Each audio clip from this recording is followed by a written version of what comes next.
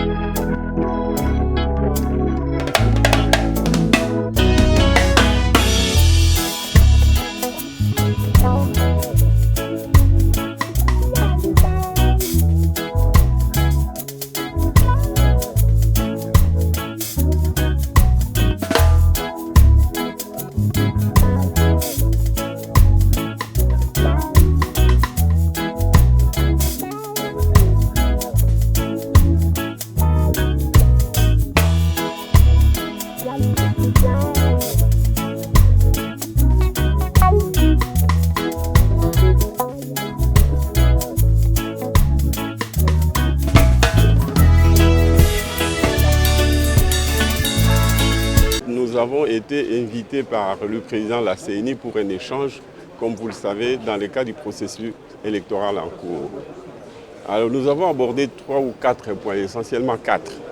Les premiers points a concerné l'actuelle CENI. Le deuxième point, c'était les fichiers. Nous avons discuté du fichier électoral. Troisième point, du financement des élections proprement dites. Nous lui avons demandé si d'ici la fin du processus, il pourra mobiliser les 500 millions de dollars dont il a besoin pour parachever son processus.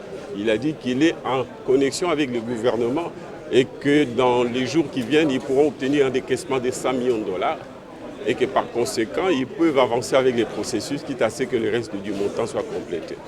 Nous pensons que cette façon de faire n'est pas crédible et nous pensons qu'il faut faire pression, nous l'avons dit. Voilà l'essentiel de ce que nous avons discuté. Nous avons dit que les processus tels qu'ils ont commencé, si nous pouvons avancer dans les contacts, dans les discussions pour que l'opinion de l'opposition, et je pense que c'est en train d'être le cas, soit prise en compte pour l'amélioration du processus, ce serait une bonne chose. Et il nous a dit que le processus des contacts entre la CENI et les différentes parties prenantes vient de commencer et que ça allait continuer. Personnellement, je ne crois pas au respect du délai constitutionnel à cause des problèmes de financement.